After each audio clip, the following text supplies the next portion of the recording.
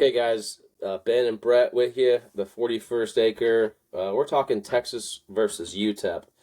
Early Sunday morning, we've got some fresh thoughts in our head, wanted to come together and chat them out. So, first things first, Coach said it at the podium, you're always happy for a win.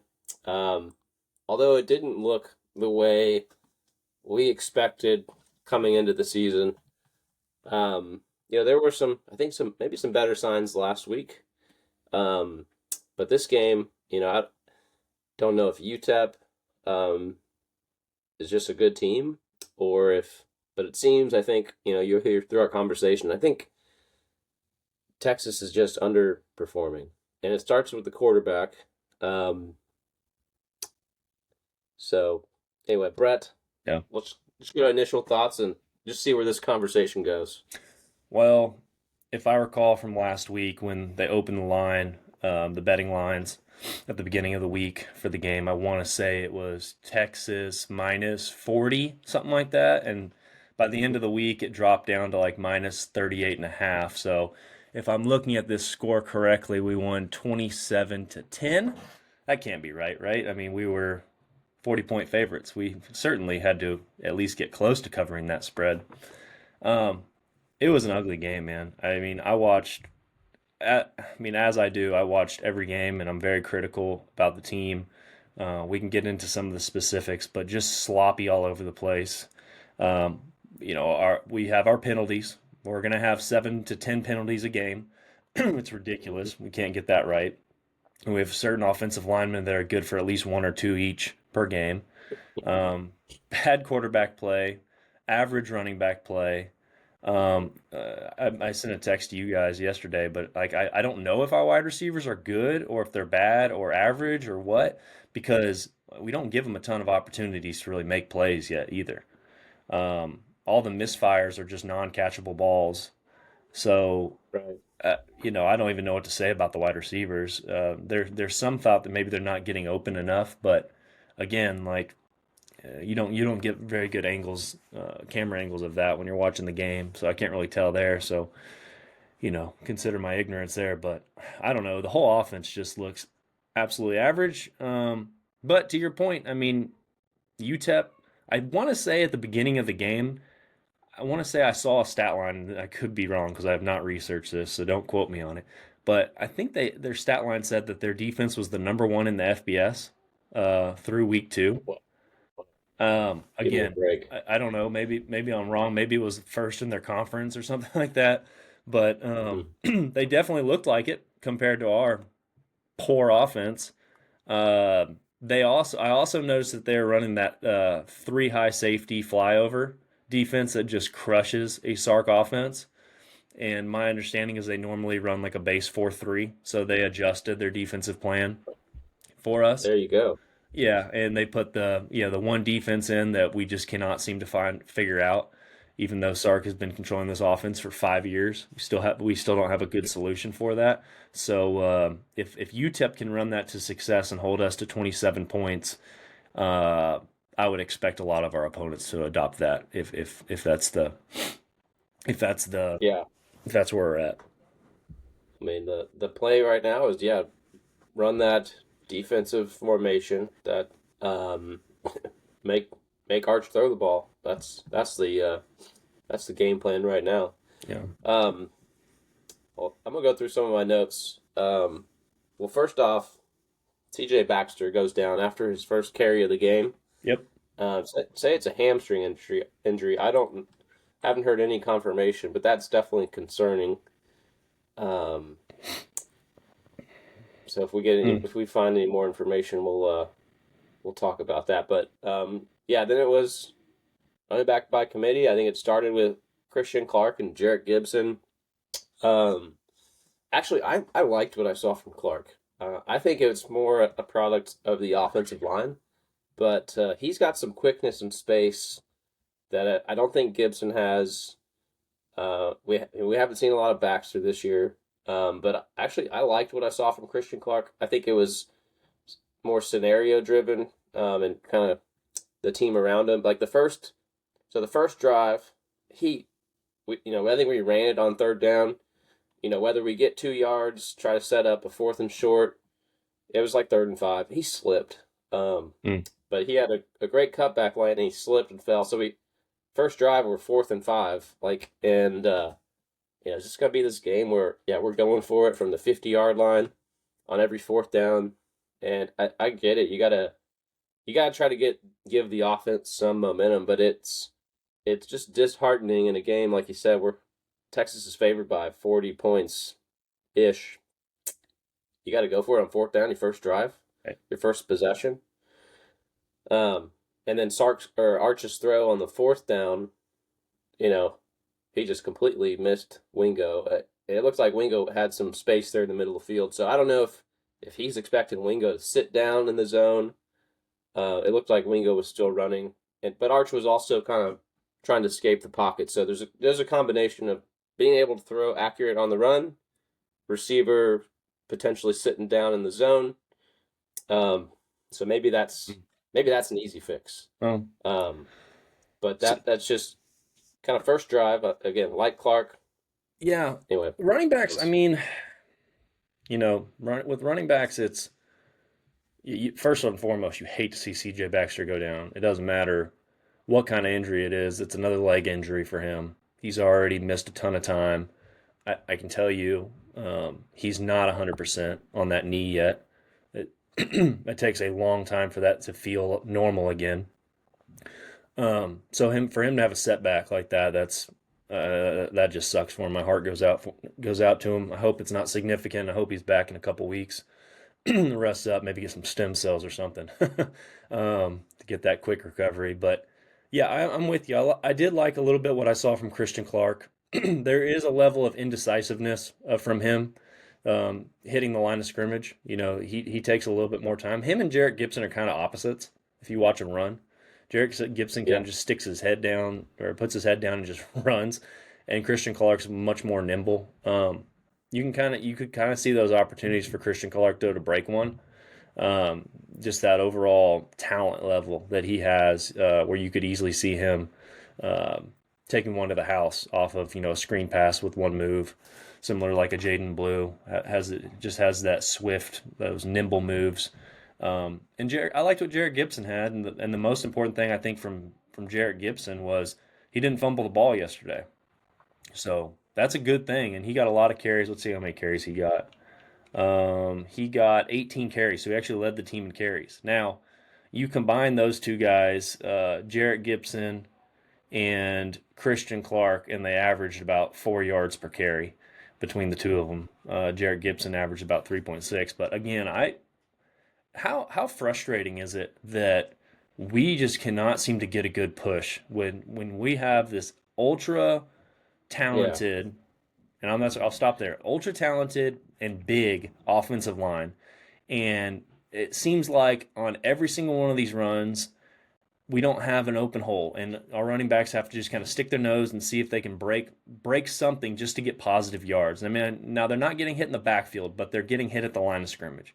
And I watch a lot of other college football, and you just see I mean, did you watch the Georgia game at the very end when they ran the ball? I mean, those Yeah. offensive line, they just kind of pave a path and they give their running backs an opportunity for a guaranteed 3 yards, um, possibly 5 yards without being touched. And then after that, those running backs can make a play and they can stretch it from 5 yards to 10 yards to, break one for a long touchdown.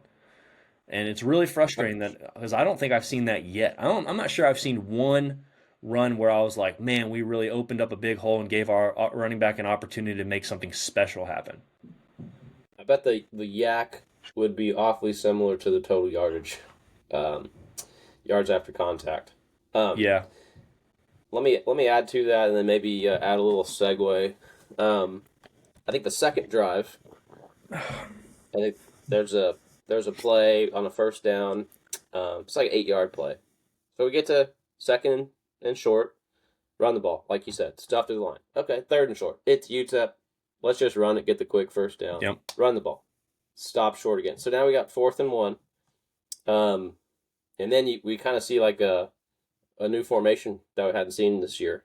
And I think it was there was like 3 running backs in the backfield, and they motioned one guy out to the right, and then he just handed it off to Gibson, I think, up the middle. That was maybe one of the runs where we did have like a free 5 yards for the running back. Yes, I know exactly what you're Um, talking about. And it was a quick so that handoff too, was right?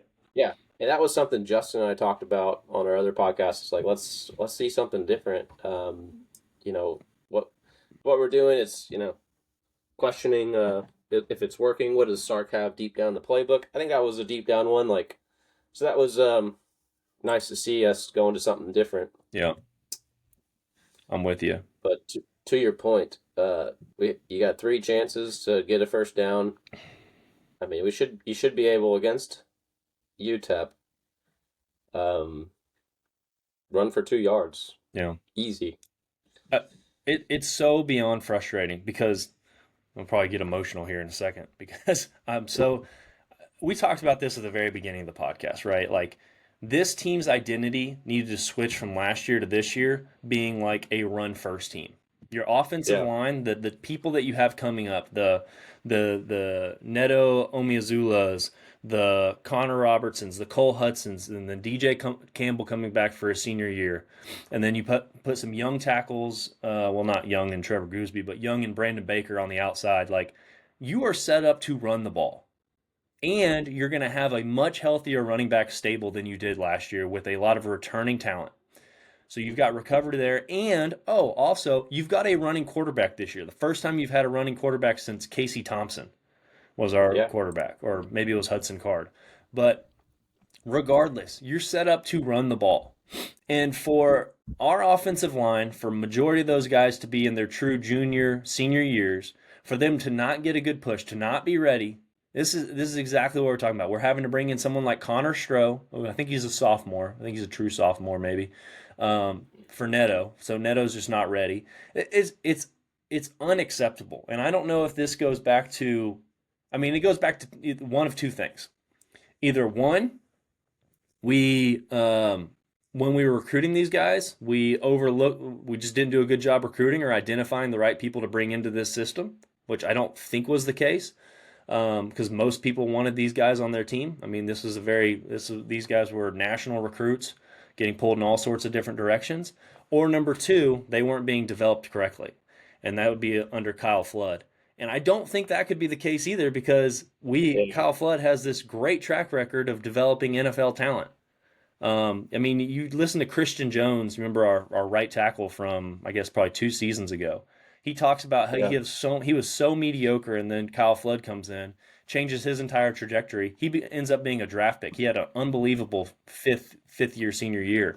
Um, so I don't know. It's either talent's not there or development's not there, and I don't really understand which one it could be because there's really not an excuse for either one because we've done a really good job at both of them. But this offensive line sucks, and the fact that we are having to sit there and move around and adjust because we don't have the team cohesiveness and guys don't understand their assignments and we're not getting a push on guys that are 50 pounds lighter than us is unacceptable. Unacceptable. You know, so we texted throughout the game, and yeah, you're right about the offensive line, and that was your comment when I asked, like, man, I'd love for this team to look like Georgia Tech, Notre Yeah. Dame. Like, let's just try to run the ball and play defense and be efficient with our passes. I'm thinking more Notre Dame from last year with Riley Leonard, Yeah. and then Haynes King with Georgia Tech. These are both quarterbacks similar size to Arch. You could argue that maybe they're a little faster, but from what we've seen from Arch, he's a pretty good athlete Very. and pretty mobile. And I just man, like I do think he's being very patient, and there's a couple plays where he's rolling out in the pocket, and there's like 15 yards of space to tuck and run it, but he's looking downfield, and I can respect that because there's typically I think we argue the opposite. It's like, oh, don't just tuck and run. I think Arch can do a lot better by tucking and running, um, and that's going to open up the playbook. I think maybe even that first fourth down attempt, it's 4th and 5. You need 5 yards. Like instead of throwing across your body, dude, why not just take it and run? Try to truck somebody. You're bigger than a lot of these guys, especially on a team like UTEP where Right. you might be the same size as their linebackers. Um, I'm not saying I know that, but I just there were several notes I took throughout the game. We kind of finally saw it late in the red zone. I mean, there was a designed run touchdown, but the second touchdown, like 1-2 run. I Yeah. mean, it was. I think we need more of that. Like, and that I think that helps quarterbacks. Like again, you look at Gunnar Stockton last year against Texas. Um, he ran all over us. Yeah. Like, and we knew he was limited passing. Like when he did have to throw, it was not great. Um, but they take advantage of the quarterback's athleticism.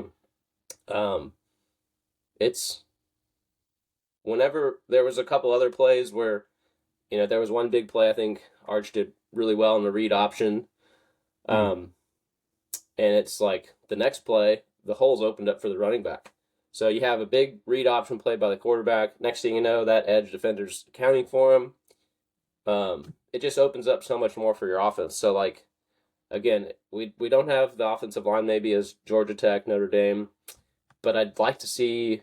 I mean, if that's the Texas identity this year, I'm totally okay with it. You're gonna win a Yeah. lot of games with a good defense.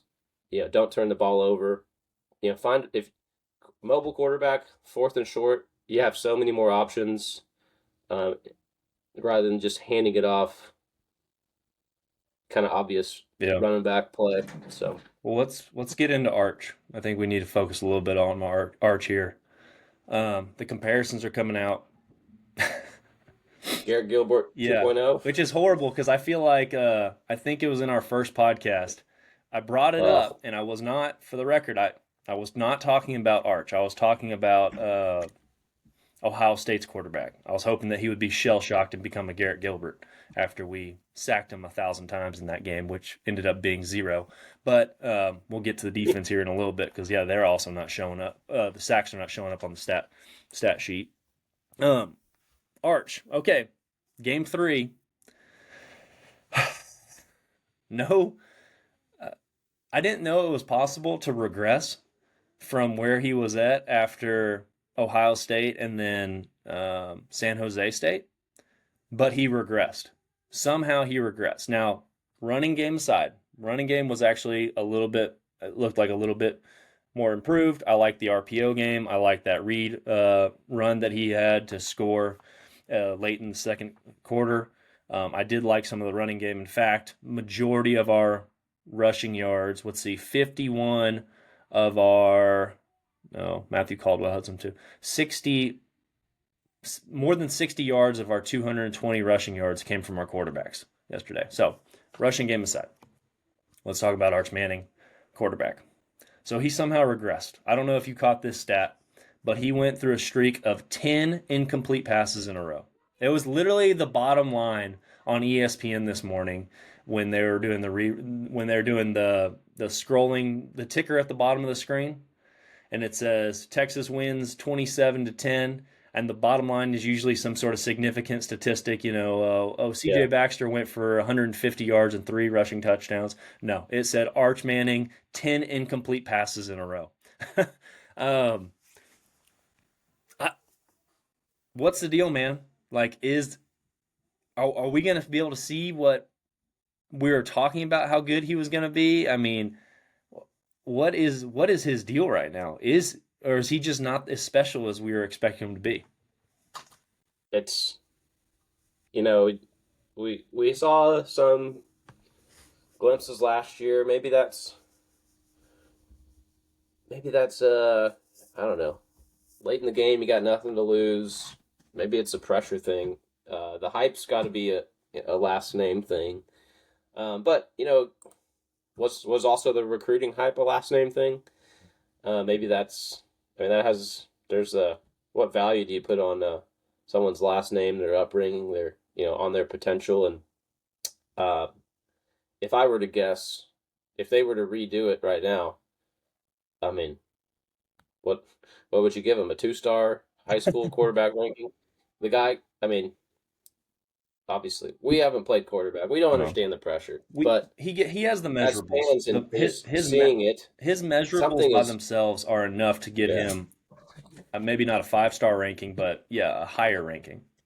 Well, I'm sure he makes these throws in practice. Like you would not be starting quarterback at any university in college if you can't hit these types of throws in practice. Like Yeah. they're, you know, common sense coach would be like, dude, we can't start this guy. Like, why are we paying him 6 million? He'd be in the transfer portal. So Yeah. it's something on game day when the lights are on that maybe he's pressing.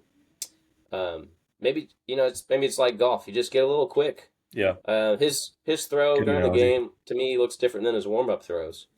So Yeah. maybe it's just a little quick on his mechanics.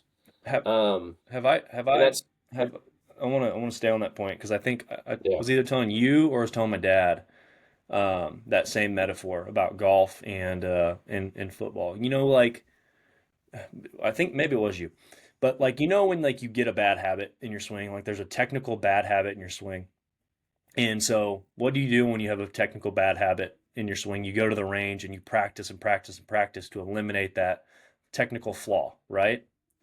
But every once in a while, when you're like in a high pressure situation, like a tournament or something like that, doesn't matter how many times you've hit like with a good swing, your body's natural tendency is to go back to that technical flaw. And so, part of me wonders if, with him like having his shoulders open too early and kind of throwing it off the side with the sidearm instead of that, I wonder if like part of that is something he's still trying to get over. And like to your point, when the lights come on, he yeah, regresses back into those bad technical flaws, and that's showing up. I definitely could see that. So yes, I appreciate the golf analogy there. yeah. I mean, e- even even with the last name Manning, they don't just hand out 5 star, you know, recruiting profiles for these kids. So it's a lot of it's potential based, not necessarily where your floor is, but where your ceiling can be. But yeah, I just think something's off. I don't think we can get beyond that. He's just and he can't connect to Wingo like, but even the touchdown catch by Wingo like that was so. I do like to throw kind of low and away. Yeah, I think that's how you need to throw that little quick out route, low and away, kind of to pile on. Um, but even that throw, like, it didn't look like a great throw. It kind of finally got to his hands, a place he could catch it. yeah, I'm worried about Wingo. Um, this is just you just can't seem to get him the ball, and like you mentioned, receivers earlier are like Livingstone. And okay, say this again about Arch. There's a fourth down.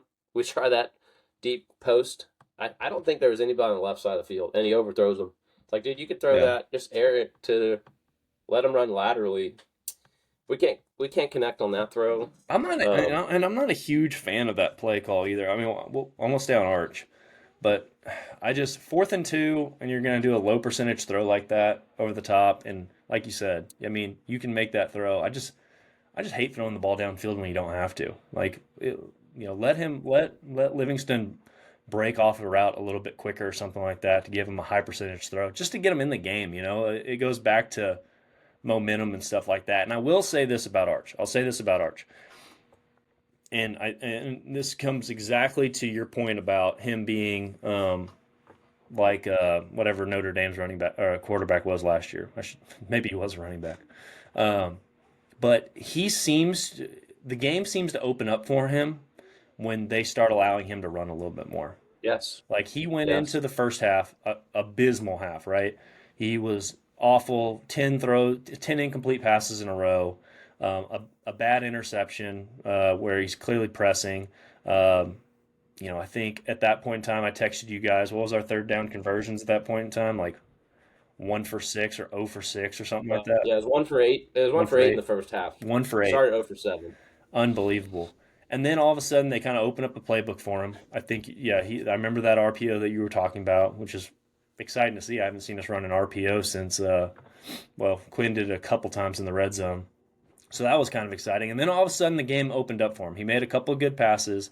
The Wingo touchdown, I mean, it was he put the ball where only his wide receiver could catch it, and they scored a touchdown out of it. So it was good to see that connection there. He ran for a few more yards. It just seemed like the game kind of slowed down for him once they let him use his legs. So I will say that for Arch, and I hope there's something in the game plan to get him started early. You know how like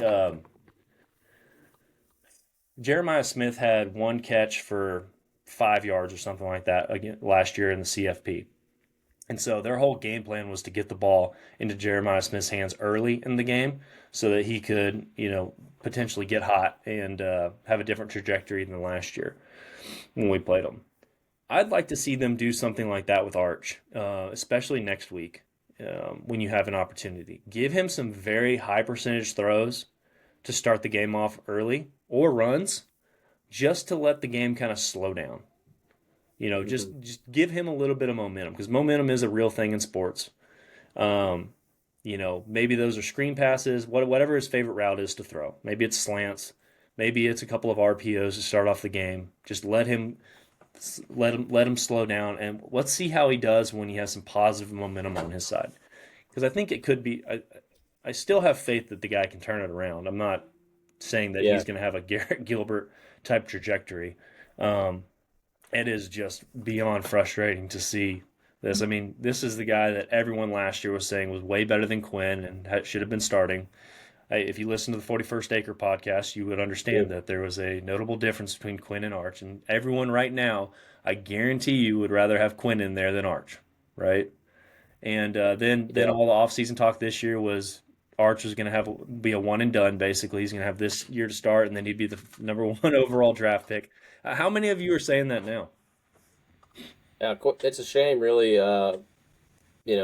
Quinn would struggle at times last year, and um, yeah, people were calling for Arch. Like, hey, people are calling for Quinn. Like, dude, you were a seventh round pick by the Dolphins. Like, why don't you stay another year? It would you can make just as much money playing college football. Right. Uh, I would, and let's shift to the defense after this because we Yep. got kind of a time crunch. Yep. But Yep. I would, man, just imagine Quinn taking it down the field and then putting an Arch on these running scenarios where now you have options. Like you need to open up some holes. Like I wish we could have seen more of that last year. I don't know. Maybe there's maybe Sark just did. I don't know what the reason was, but boy, that would have been fun. Like I would have been a fan of the two QB system with the different strengths that each of them had. Yeah. Now having seen Arch through 3 games, like to me that would be a dream right now. Like if we had Quinn, I think we easily cover in both these games, and I think we score more than 7 against Ohio State. Um, I don't know if we win that game, but pretty sure Quinn can at least get us in field goal range. Now, if Sark goes for it, that's another story, a thorn in my side. But uh, um, let's talk defense. yeah. I just want to throw out one name, and you meant credit to Brett, Grayson Littleton, stud. Yeah. Um, that was that, and then another standout from defense. I think it was the first. No, it was let's see, with 2:25 left in the second quarter. Um, like Ethan Burke was like looking to the sideline for the play, and Agent Zero pushes him because like UTEP snapping the ball. Oh He yeah. pushes him like go like the ball was snapped and Burke was looking to the side. So we got a true leader on the defense. Taft's a leader as well, but that's my. I mean, the defense played well. I mean, they kind of maybe a garbage touchdown late. Yeah. Um, defense is a strength. Yeah. I I mean, yeah. There's no debate there.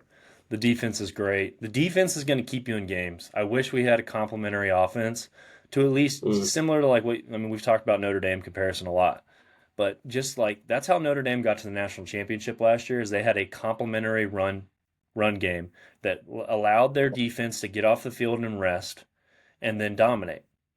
Right yeah, now, my biggest concern is we're going to get into these tight games, and Arch goes cold, our running game goes cold, and we three and out, three and out, three and out, and it's like your defense at the beginning of the game when they're having to play majority of the of a quarter or a half, they're not going to be able to maintain. It doesn't matter how much depth you have.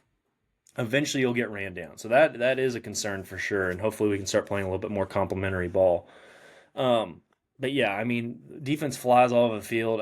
The one thing, well, I'll highlight some good things. Jelani McDonald, first career interception yesterday. That was Yeah, cool. yeah, But I like that guy a lot. I think, you yeah, highlighted Grayson Littleton. I think there was one series where Jelani McDonald made, I think, 3 tackles in a row against yeah. them. He was fine. Yeah, he flies the ball. He's a big hitter, and he's actually very good on coverage as well, which is exciting to see because usually you get one or the other.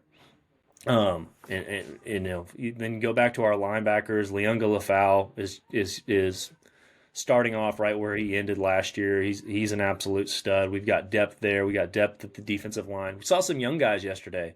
We saw Zena Omiazula. He Yep, got his just first sack, career sack. bull rush. Yeah, Just push that offensive lineman. Quarterback stepped up, wrap yeah. him up. So we got some youth coming up at the edge position. I am still concerned though about our overall sack production with this team. I don't know how you feel about it. We had 2 sacks yesterday. We had, like we said, Yeah, Zena had one, and the other one was Hero Canoe. Um, Colin Simmons has 0 sacks on the year. If I would have told you yeah. that we'd be 3 games in and Colin Simmons has 0 sacks, what would you have said? I was crazy. Well, yeah. I would have bet. Uh, you know, the over on probably should be like 3.5 at this point of the year. Yeah, Um, yeah. 0 sacks for I Trey wonder how Moore. many. 0 sacks for Ethan Burke. Yeah, Um, I wonder how many pressures he's had though. Like, yeah. I mean, it hasn't popped out to me watching the game. Yeah, I mean, I know Colin Simmons. I'm aware where he is, but just it's not something that's drawn my attention. Where oh yeah, you see Simmons on this play creating pressure. Like, it's not whether it's happening or not. I'm not seeing it. It it's also game plan too, right? Like the amount of like true, like deep dropbacks that opposing offenses are calling against us is very limited. I mean, it's a lot of it is very quick game passes. There's very few true dropbacks. I want to say in the Ohio State game they only dropped back whatever his name is, like 3 times, 3 true dropbacks. Yeah, Everything else was like read pass options, and quick throws. So that's certainly an aspect of it, but eventually you got to get home. You got to start racking up the sacks, and I think we're playing good at the edge position. It's just kind of a stat of concern right now, not necessarily yeah, play concern. It's like it just seems weird. It just seems really weird. yeah. And I don't know how mobile Malachi Nelson was. I think he's more of a pocket passer. Right. But it's nice to play these games and not give up huge stats to quarterbacks on third down. And they just lose contain and scramble for a first down. There's nothing more frustrating as a defense than to get a team to third down and then just so I think we're doing a good job of staying disciplined in the rush lanes. Yeah. There was one play. I think it was the McDonald interception play. Malachi Moore rolled out to the right, and kind of like how I think with Arch, like Yeah. probably could take It's the off same thing. and run and get close to the first down, at least extend the ball or try to make a play, and they set their team up for fourth and short, whatever. But yeah, he threw that ball back across the spot. I mean, McDonald, like I don't know if it looked like he threw it right to McDonald, Yeah. but it was. But yeah, that's something I'm happy about the defense. I think a couple of these games are later on in the season. The last 4 games of the season, we're going to be playing some mobile quarterbacks, so it's Ooh, boy. hopefully that's something that we get to there. Do you want to just do a quick, Sam Houston touch base? That game's next week, or do you want to just go through and like if the team were to play the rest of the schedule today, win loss? I mean, this is what we're watching right now is like a 7-5 team, maybe I agree. maybe eight That and I went four. through the schedule, so let's go. Let's do that. So Okay. we regardless of improvement, should win against Sam Houston. They're Yeah. 0-3. Um, Same caliber opponent as we've just played. Yep. Um, at Florida, yeah, Lagway looks like DJ Uiagalelei. The hype Wrong was DJ. huge. Yeah, he threw 5 interceptions versus LSU. I'm switching my pick. I initially had that as a loss, but So I did think I. we could beat Florida. I think they're just as bad as us on offense, and our defense is better. But then you got Oklahoma. No. I don't think we beat Oklahoma today. Kentucky, Yeah. that's I think we do. Yeah. Mississippi State, I think so. Then Vanderbilt. No, Vanderbilt beat the brakes off of South Carolina last night. Yeah, yeah, in South Carolina, Georgia, Sorry, Arkansas. I don't even know. Like, they kept Ole Miss tight. This is what I mean. 7-5 is a very realistic record right now. yeah, And then yeah. Then A and A and M M. to finish. Yeah.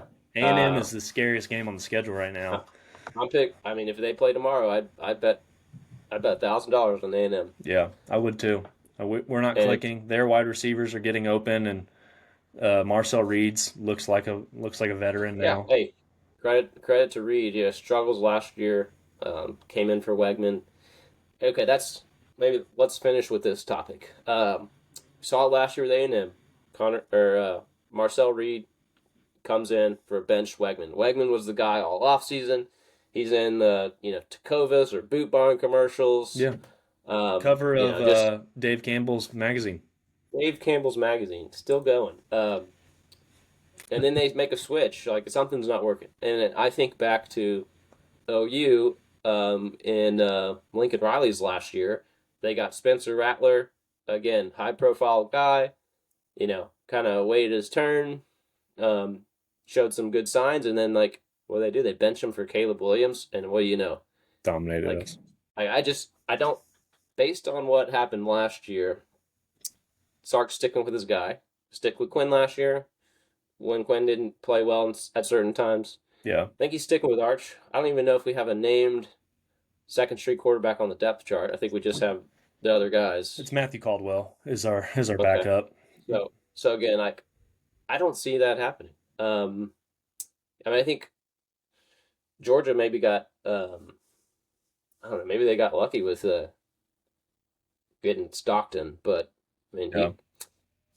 What he's looking. I don't know. it? Let me get off topic there. Yeah. Just an Um. idea. I don't know that even if the poor performance continues, I don't think we're seeing a change. I I don't think it should. And it's not in these games. I mean, you get into a big game, maybe a rivalry game, you make a decision, right? Something that has a little bit more ramifications. I would like to see. It'd be nice. I mean, we can end with this right here. Let's talk about what has to happen. I might have to go on a rant here. You Yeah. have 2 weeks now until you start SEC conference play, and your SEC conference schedule looks a lot harder than it did at the beginning of the year. You have to still go to Florida.